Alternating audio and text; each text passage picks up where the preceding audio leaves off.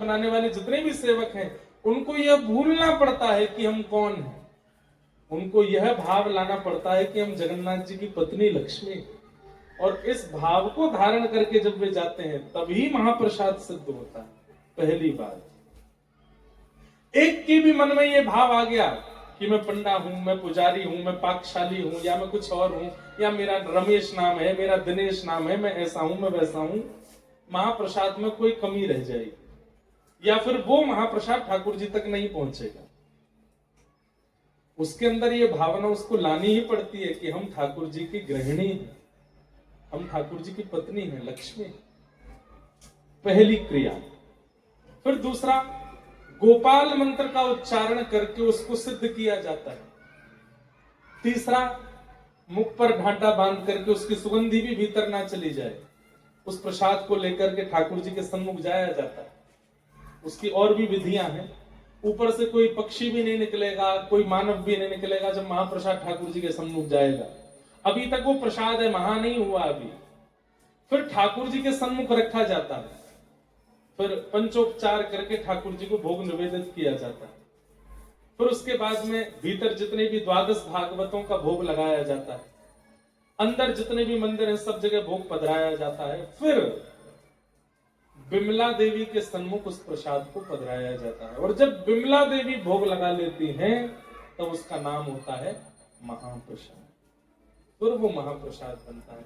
इसकी एक कणिका भी यदि पाली जाए तो उसका कितना कितना गुना फल। अब एक बार नारद जी वैकुंठ गए, लक्ष्मी जी सब सहचरियों के साथ में प्रसाद सिद्ध कर रही थी, ठाकुर जी चौकी पर बैठे थे। तो नारद जी बोले, मैं बस कीर्तन करता रहता हूं, कथा गाता रहता हूं, मेरी भी इच्छा होती है कि मैं भी आप लोगों की तरह ठाकुर जी की सेवा में रहूं।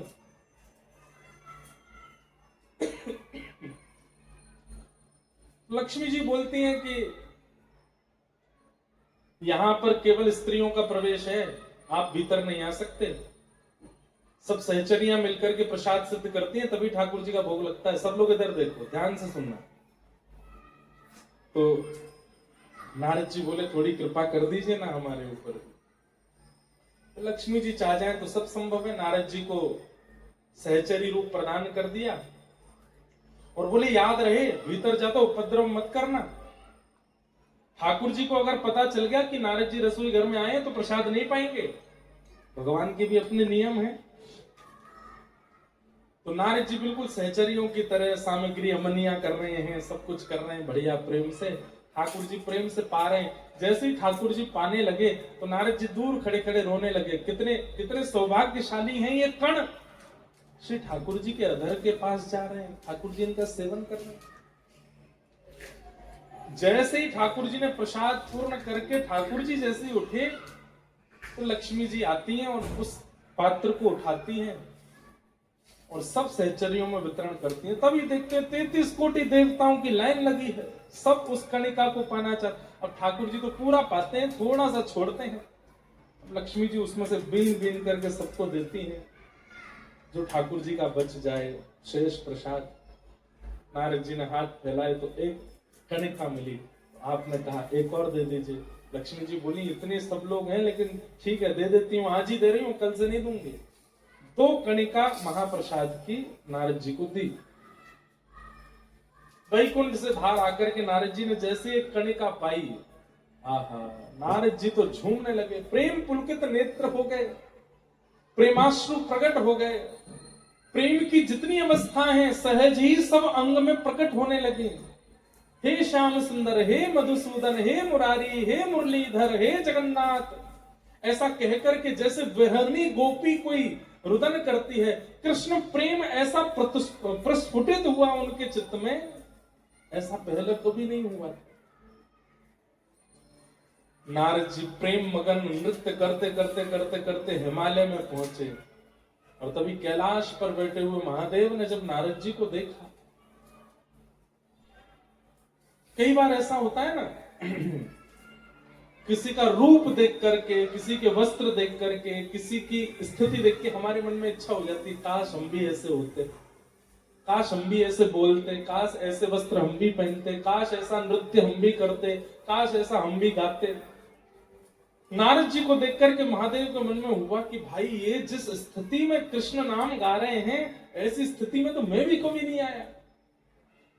नारद जी के पास जाकर के नारद जी का आलिंगन किया। नारद जी तो बस प्रेमाश्रु में रोते जा रहे हैं, हे माधव मधुसूदन मुरारी।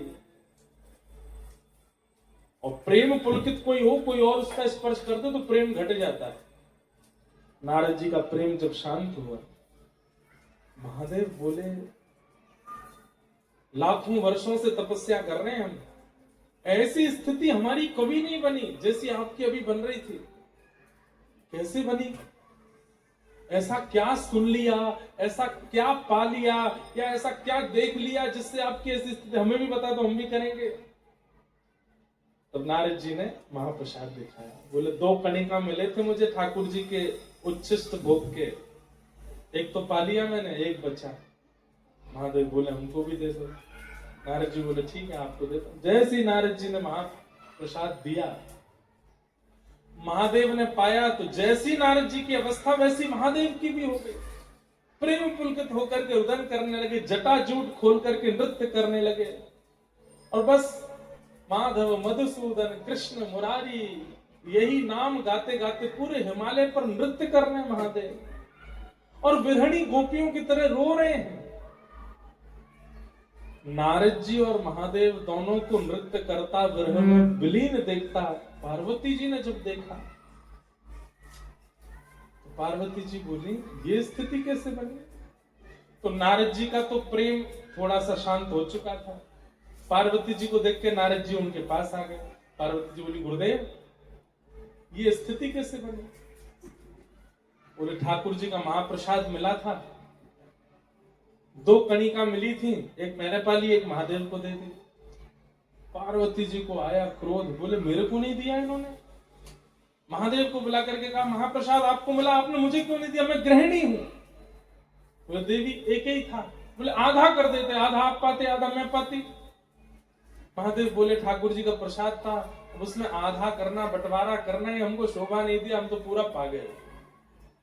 पार्वती जी रुष्ट होकर के, गुस्सा होकर के हिमालय की ऊंची चोटी पर गई और वहां जाकर के तप में बैठ गई। 1000 वर्ष तप किया। 1000 वर्ष के तप के बाद जब ठाकुर जी प्रकट हुए शंख चक्र गदा पद्म धारण करके, पार्वती जी से कहा मां क्या बात है, क्यों तपस्या कर रहे हैं, क्या चाहिए आपको? तो पार्वती जी क्या कहती हैं, मुझे महाप्रसाद दे दो। ठाकुर जी बोले 1000 वर्ष की तपस्या के बदले महाप्रसाद चाहिए आपको? कोई मेरा दर्शन मांगता है, कोई मेरा संग मांगता है, कोई वैकुंठ मांगता है, कोई मुक्ति मांगता है, कोई भक्ति मांगता है, कोई प्रेम मांगता है, कोई कुछ भी मांगे, महाप्रसाद कौन मांगता है? वो भी 1000 वर्ष की तपस्या के बाद। पार्वती जी बोली हमको बस महाप्रसाद ही चाहिए। बोले मां आपकी तपस्या के बदले यदि मैं एक बार महाप्रसाद दूंगा तो मुझे संतुष्टि नहीं होगी, इसलिए अभी तो मैं थोड़ा महाप्रसाद देता हूं अपना, लेकिन मैं वचन देता हूं कलिकाल में जब महाप्रभु जगन्नाथ के रूप में मैं नीलाचल धाम में विराजूंगा, तब आप विमला देवी के रूप में वहां विराजना और मेरा नित्य प्रसाद आप पाएंगी। जब तक आपको प्रसाद नहीं बदलाया जाएगा तब तक वो महाप्रसाद बनेगा ही नहीं, नित्य आपको प्रसाद मिलेगा। दूर खड़े नारद जी और शंकर जी बोले हम पे भी कर दो मैं कृपा। बोले आपको भी इनके आगे हाथ पसारने पड़ेंगे तभी मिलेगा। तब से विमला देवी को नित्य महाप्रसाद का ठाकुर जी का भोग लगता है। ऐसे जगन्नाथपुरी के हमारे श्री जगन्नाथ प्रभु और उनका महाप्रसाद आप सब तो यहाँ के निवासी हैं, सब जानते होंगे। हम तो बहुत ध्यान रखते हैं महाप्रसाद पाने में, ऊपर बैठ के नहीं पाना, नीचे बैठ के पाना है, किसी के साथ भी पा सकते हैं, एक कणिका भी छोड़ने नहीं है। और एक और नियम है, महाप्रसाद पाने के बाद हाथ नहीं धोने। आप कहोगे तो ऐसे ही घूमे, उसका भाव तो ऐसा है कि जब महाप्रसाद पालें उसके बाद में उस हस्त कमल को आप ऐसे ही रखो, थोड़ी देर में जब वो सूख जाएगा तो उसको ऐसे चूरा करके जो उसका थोड़ा बचे उसको भी पालो। और उसके बाद शेष जो है उसको पूरा ऐसे लगा लो अपने अंग पर। जब एक एक कणिका पूरे अंग पर लग जाए, एक भी कण ना बचे, तब हाथ धो सकते हैं, नहीं तो हाथ भी नहीं धोने चाहिए। बड़े नियम है महाप्रसाद के। तो ये सब महाप्रसाद की कृपा, और इस महाप्रसाद की कृपा हम पर हर कथा में होती है। हर कथा में महाप्रसाद प्राप्त होता है। किनकी कृपा से? भागवत जी की कृपा से। श्रीमद् भागवतम शास्त्रम कलौ कीरेण भाषितम। ऐसी भागवत जी। लेकिन ये भागवत की कथा सबको सुनने के लिए प्राप्त नहीं होती। जन्मांतरे भवेत् पुण्यम तदा भागवतम लभेत्।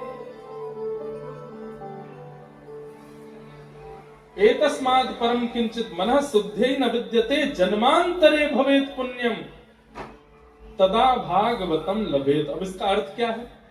यहां कह रहे हैं कि अनेक जन्मों के पुण्य जब इकट्ठे होते हैं तब कथा सुनने के लिए प्राप्त होती है। उसका मतलब क्या समझे कि आप सब लोग बहुत जन्मों के पुण्य करके बैठे हो तभी कथा मिली है ना। यहां पर हजारों लोग बैठे हैं, पर हजारों को कथा मिलेगी ये नहीं है। आप में से